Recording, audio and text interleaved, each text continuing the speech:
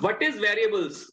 A variable is the named storage location whose value can be manipulated during the execution of the program. A variable is used in Python programming to store value.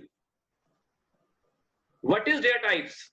A data type is means to identify the type of data and associate operations for handling it. A data type specifies the type of data a variable can store. Thank you. Have a nice day.